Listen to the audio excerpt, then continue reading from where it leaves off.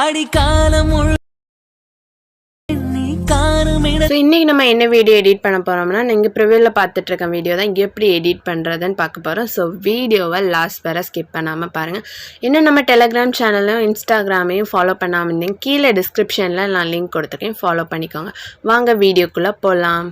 Allied motion அப்ளிகேஷனை open பண்ணிக்கோங்க. Open பண்ணிவிட்டு கீழே இருக்க ப்ளஸ் ஐக்கானை கிளிக் பண்ணிவிட்டு 9:16 ரேஷியோ கொடுத்து ரெசல்யூஷன் ஃப்ரேம் ரேட்லாம் கொடுத்துட்டு க்ரியேட் ப்ராஜெக்ட்னு கிளிக் பண்ணிக்கோங்க. ஸோ ப்ராஜெக்ட்டு ஓப்பன் பண்ணதுக்கப்புறம் ப்ளஸ் ஐக்கானை கிளிக் பண்ணிவிட்டு ஆடியோவில் போய் என்ன சாங் வேணுமோ அந்த சாங்கை வந்து ஃபஸ்ட்டு ஆட் பண்ணிக்கலாம். ஸோ ஆட் பண்ணி முடிச்சதுக்கப்புறம் நம்ம பேக்ரவுண்டில் ஆட் பண்ண போகிற இமேஜ் தான் ஆட் பண்ண போகிறோம். ஸோ நான் ஒரு 6 seconds தான் எடிட் பண்ணுறது எப்படின்னு சொல்கிறேன். ஸோ பேக்ரவுண்ட் இமேஜ்க்கு ப்ளஸ் ஐக்கான் கிளிக் பண்ணிட்டு மீடியா போங்க. பேக்ரவுண்டில் உங்களுக்கு என்ன இமேஜ் வேணுமோ அந்த இமேஜை ஃபஸ்ட்டு செலக்ட் பண்ணிவிட்டு 3 டாட் கிளிக் பண்ணி ஃபுல் ஸ்க்ரீன்லேயுமே செட் பண்ணிக்கோங்க. செட் பண்ணிவிட்டு லாஸ்ட் வரைக்கும் ஃபோட்டோவை ட்ராக் பண்ணி விட்டுக்கோங்க. ட்ராக் பண்ணி விட்டதுக்கப்புறம் பிளெண்டிங் அண்ட் ஒப்பாசிட்டியில் ஒப்பாசிட்டி ஒரு 75 அந்த ரேஞ்சுக்கு வச்சுட்டு பேக் வந்துக்கோங்க. பேக் வந்துட்டு எஃபெக்ட் போங்க, ஆட் எஃபெக்ட் போங்க. அதில் மேலே சர்ச்சில் காஜ் பிளர்னு டைப் பண்ணிக்கோங்க. ஸோ காஜ் பிளர்னு டைப் பண்ணிவிட்டு அதில் ஸ்டாண்டர்ட் செட்டிங் கொடுத்துக்கலாம். ஸோ ஸ்டாண்டர்ட் செட்டிங் கொடுத்துட்டு ஸ்ட்ரென்த் இருக்குல்ல, ஸோ ஸ்ட்ரென்த் வந்து ஒரு 250 அந்த ரேஞ்சுக்கு வச்சுட்டு பேக் வந்துக்கலாம். ஸோ அடுத்தது சென்டரில் உள்ள எடிட் தான் பார்க்க போகிறோம். ஸோ பேக் வந்துக்கோங்க. ஸோ பேக் வந்துட்டு திருப்பி நம்ம ப்ராஜெக்டோட ப்ரீசெட்டை ஓப்பன் பண்ணிக்கலாம். ஸோ ஓப்பன் பண்ணிவிட்டு குரூப் 1 இருக்குல்ல, அதை கிளிக் பண்ணிவிட்டு இந்த ஐக்கானை யூஸ் பண்ணி காப்பி த லேயர்னு கொடுத்துக்கோங்க. கொடுத்துட்டு பேக் வந்துக்கோங்க. பேக் வந்துட்டு நம்ம ப்ராஜெக்டை ஓப்பன் பண்ணிக்கலாம். ஓப்பன் பண்ணிவிட்டு அதே ஐக்கானை யூஸ் பண்ணி பேஸ்ட் லேயர்னு கொடுத்துக்கோங்க.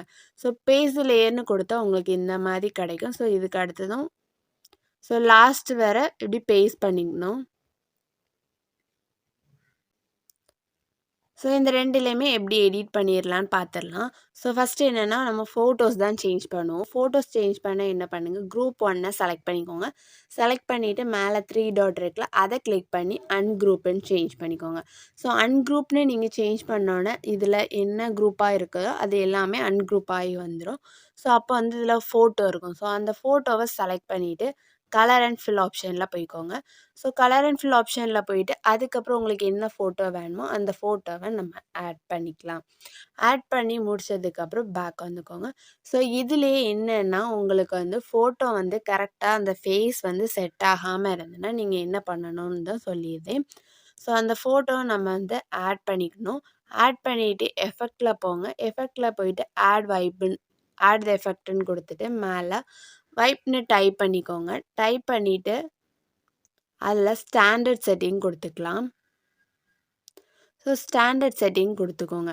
ஸ்டாண்டர்ட் செட்டிங் கொடுத்ததுக்கப்புறம் அந்த அதில் ஆங்கிள் போய்க்கோங்க. ஆங்கிள் வந்து ஒரு 90 போல் கொடுத்துக்கலாம். ஸோ 90ல் வச்சுக்கோங்க. ஏன்னா இதில் வந்து மேலேயும் கீழேயும் தான் நம்ம க்ராப் பண்ண போகிறோம். ஸோ ஃபேஸ் வந்து ஒரு வேளை உங்களுக்கு கிளியராக தெரியலைன்னா இந்த செட்டிங்ஸில் இந்த எஃபெக்டை ஆட் பண்ணி நீங்கள் சேஞ்ச் பண்ணிக்கலாம். அதுக்கப்புறம் எண்டுக்கு போங்க. எண்டில் போய் ரெடியூஸ் பண்ணுங்கள். ஸோ ஃபேஸ் வந்து மேலே இருக்கிறனால நீங்கள் கீழே கொஞ்சம் ரெடியூஸ் பண்ணிக்கோங்க. ரெடியூஸ் பண்ணும்போது உங்களுக்கு இந்த மாதிரி வரும். அதுக்கப்புறம் பேக் வந்துக்கணும். நீங்கள் பேக் வந்துட்டு அந்த ஃபோட்டோ கொஞ்சம் லைட்டாக பெருசாக்கிக்கோங்க. ஸோ உங்களுக்கு இந்த மாதிரி ஆகும். அதுக்கப்புறம் move and transform option use பண்ணி கரெக்டாக அதை வந்து கரெக்டாக அந்த சென்டர் பாக்ஸ் இருக்குல்ல அதுக்குள்ளே இப்படி செட் பண்ணிக்கோங்க. ஸோ உங்களுக்கு வந்து அந்த இமேஜ் வந்து தெரியலைன்னா உங்களுக்கு இந்த மாதிரி நீங்கள் பண்ணிக்கலாம். ஸோ இப்போ நான் அந்த க்ராப் பண்ணிவிட்டு கரெக்டாக அந்த ஃபேஸ்லாம் தெரிகிற மாதிரி அட்ஜஸ்ட்மெண்ட் பண்ணிட்டேன். ஸோ இந்த மாதிரி நீங்கள் வந்து அட்ஜஸ்ட்மெண்ட் எல்லாமே பண்ணிக்கலாம்.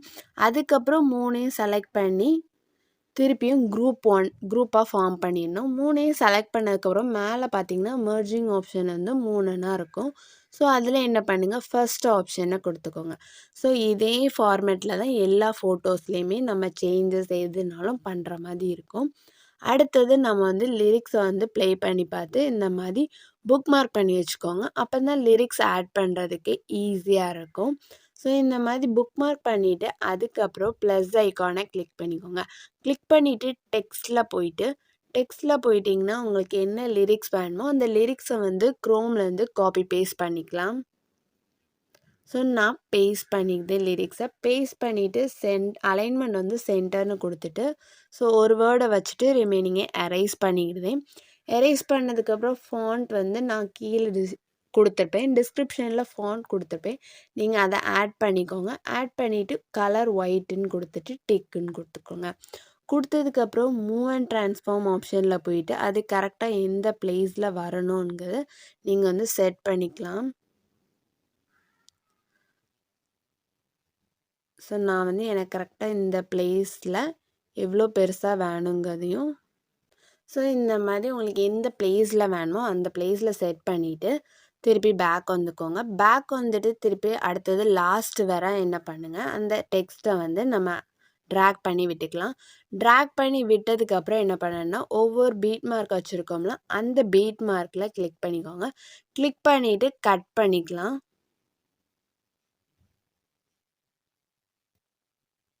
திருப்பி என்ன பண்ணேன்னா நம்ம ஒவ்வொரு லிரிக்ஸும் நார்மலாக சேஞ்ச் பண்ணோம்ல அந்த மாதிரி லிரிக்ஸை டச் பண்ணிவிட்டு எடிட் டெக்ஸ்ட்டு போயிட்டு லிரிக்ஸை வந்து எரேஸ் பண்ணிவிட்டு நம்மளுக்கு அடுத்து என்ன லிரிக்ஸ் வேணுமோ அதை வந்து பேஸ்ட் பண்ணிக்கலாம்.